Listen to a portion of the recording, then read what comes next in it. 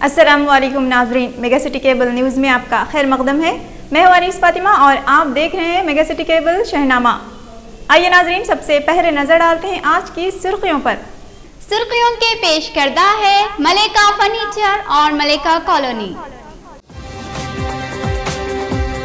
ریاست آندھرا پردیش میں کسان سرکاری اسکیمات سے محروم، ریاستی وزیر اعلیٰ این کرن کمار ریڈی کا اے پی ٹیک سال 2012 کی افتتاحی تقریب کے دوران اعتراف۔ ناگر کرنول سے حصہ لینے والے آزاد امیدوار ناگم جناردن ریڈی کو آٹو کا نشان مختص۔ آئندہ ضمنی انتخابات میں کانگریس کی 100% کامیابی، پی سی سی صدر بوتسا ستیہ نارائنا کا دعویٰ۔ کل ہند مجلس اتحاد المسلمین کے 54ویں یوم تاسیس کے موقع پر منعقدہ جلسے عام سے شیخ الاسلام علامہ ڈاکٹر طاہر القادری و مفتی خلیل احمد شیخ الجامعہ اور بیرسٹر اسد الدین اویسی کا خطاب۔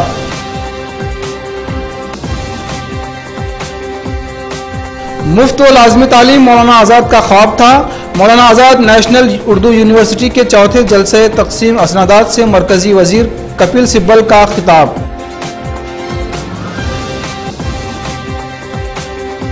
اور اعظم پورہ علاقے میں ایم بی ٹی کارکنوں کی غنڈہ گردی پر زبردست احتجاج، مکانات کی تعمیر میں رکاوٹیں کھڑی کرنے کا ایم بی ٹی کارپوریٹر پر الزام۔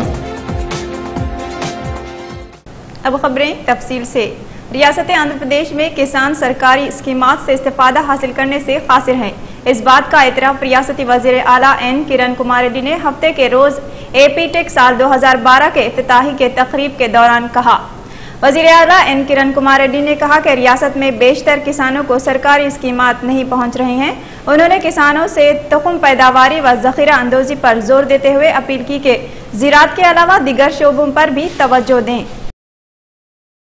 الیکشن کمیشن نے ناگم جناردن ریڈی کو ضمنی انتخابات میں حصہ لینے کے لیے آٹو کا نشان مختص کیا ہے۔ یاد رہے کہ ناگم جناردن ریڈی حلقہ ناگر کرنول سے انتخابات میں بحیثیت آزاد امیدوار حصہ لے رہے ہیں۔ علاوہ ازیں حلقے میں T D P M Janardhan Reddy اور کانگریس سے دامودر ریڈی انتخابی تشریح میں حصہ لے رہے ہیں۔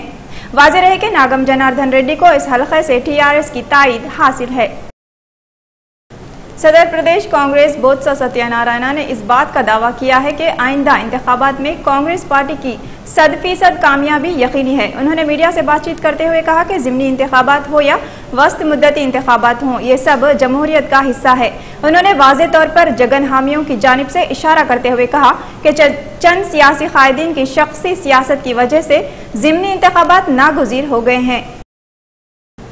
حیدرآباد کے دورے پر تشریف لائے ہوئے شیخ الاسلام علامہ ڈاکٹر طاہر القادری نے جمعے کی شام شہر میں ایک جلسے عام سے خطاب کرتے ہوئے کہا کہ مسلمان اللہ کی رسی کو مضبوطی سے تھام لیں اور ٹکڑے ٹکڑے نہ ہو جائیں۔ کسی بھی قوم کی بقا ہمیشہ اتحاد میں ہے۔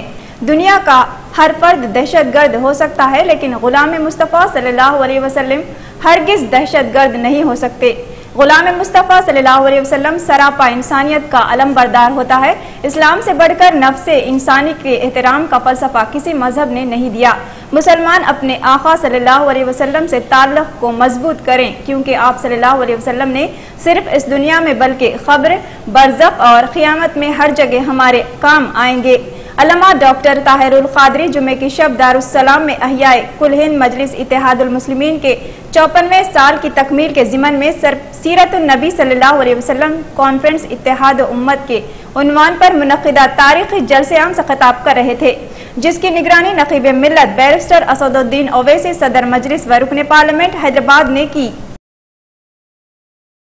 دارالسلام میں منعقدہ فقید المثال جلسے سیرت النبی صلی اللہ علیہ وسلم و اتحاد ملت کے شہ نشین پر علماء، مشائخ، معززین اور مجلسی ارکان مقننہ، کارپوریٹرز اور دیگر لوگ موجود تھے۔ اندرون و بیرون دارالسلام میں سامعین ہزاروں کی تعداد میں موجود تھے، جو وقفے سے نعرے تکبیر، نعرے رسالت کے نعرے لگا رہے تھے۔ علامہ ڈاکٹر طاہر القادری نے قرآن مجید و کتب حدیث کے حوالے سے مسلمانوں کو ایک سیسا پلائی ہوئی دیوار میں تبدیل ہو جانے کی تلقین کی۔ انہوں نے کہا کہ حضور اقدس صلی اللہ علیہ وسلم کی ولادت باسعادت سے قبل جہاں قتل و غارت گری اور جنگ جیسی صورتحال تھی، آپ کی بعثت کے بعد دلوں میں باہمی الفت اور محبت پیدا ہو گئی۔ ڈاکٹر طاہر القادری نے کہا کہ دنیا میں پارلیمانی جمہوریت کے بانی مغربی دنیا نہیں بلکہ حضور اقدس صلی اللہ علیہ وسلم اصل جمہوریت کے بانی ہیں۔ آپ صلی اللہ علیہ وسلم سراپا امن و رحمت ہیں، آپ کو رحمت للعالمین بنا کر بھیجا گیا۔ ڈاکٹر طاہر القادری نے کہا کہ وہ اسلام کا پیام امن و محبت اور سیرت مصطفیٰ صلی اللہ علیہ وسلم کے حوالے سے مشرق سے لے کر مغرب تک سفر کرتے ہیں اور امن کا پیغام دیتے ہیں۔ ڈاکٹر طاہر القادری نے دورہ ہند کے موقع پر انہیں ریاستی اور مرکزی حکومتوں اور خاص طور پر نقیب ملت barrister Asaduddin Owaisi M P کی ذاتی کاوشوں کی بھی ستائش کی اور ان کا شکریہ ادا کیا۔ اس جلسے سے شیخ الجامعہ جامعہ نظامیہ مفتی خلیل احمد نے بھی خطاب کیا۔ انہوں نے اتحاد ملت کی ضرورت اور سیرت النبی صلی اللہ علیہ وسلم کے مختلف پہلوؤں کا احاطہ کیا۔ انہوں نے قدرت اور عادت کے دو علیحدہ پیمانوں کی مثال دی اور کہا کہ خالق کائنات قدرت اور عادت ہر دو پر قادر ہے۔ بارش کو برساتے ہوئے اس کے ذریعے زمین پر اناج اگانا عادت ہے، لیکن بنا بارش کے زمین کو زرخیزی دینا اس کی قدرت ہے۔ سارے لوگوں کو ایک ہی امت، عقیدہ اور ایک ہی گروہ بنایا جا سکتا ہے، لیکن سب کو ایک لڑی میں پروئے بغیر الگ الگ رکھنا یہ اس کی قدرت ہے۔ مفتی خلیل احمد نے کہا کہ حالات اور تقاضے بدلتے رہتے ہیں، اس کے مطابق حکمت عملی بنانی ہوگی۔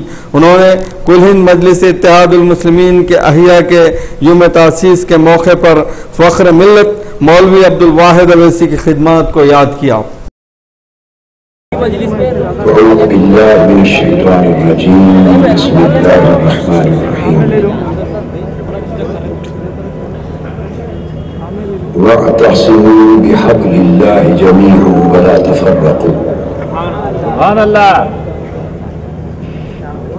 واذكروا نعمة الله عليكم إذ كنتم أعداء فألف بين قلوبكم فأصبحتم بنعمته إخوانا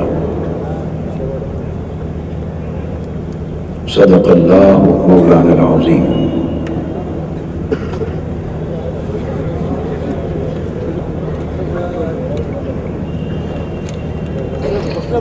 محترم اسد الدین اویسی صاحب، صدر مجلس اتحاد المسلمین ہند، محترم مولانا قبول پاشا شتاری صاحب، صدر مجلس علماء دکن،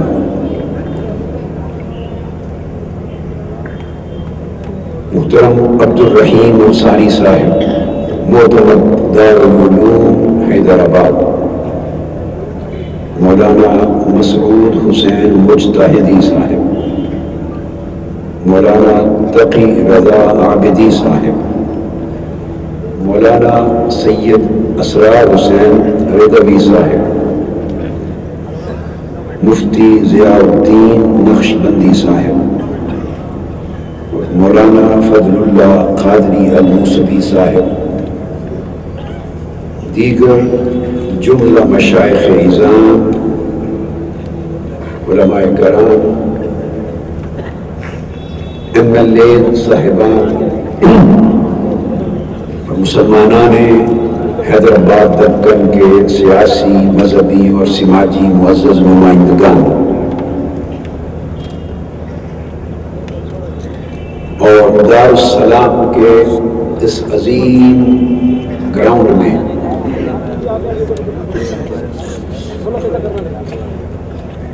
لاکھوں کی تعداد میں جمع ہونے والے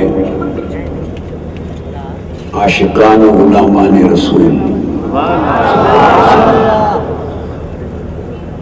جملہ فرزندان اسلام اور منہاج ٹی وی نیٹ ورک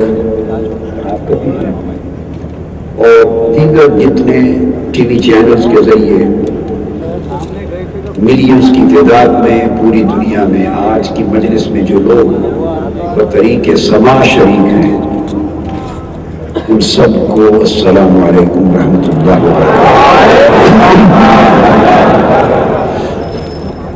اللہ جل مجدہ کا شکر بجا لانے کے بعد میں سب سے پہلے محترم اسد الدین اویسی صاحب کو مبارکباد پیش کرتا ہوں۔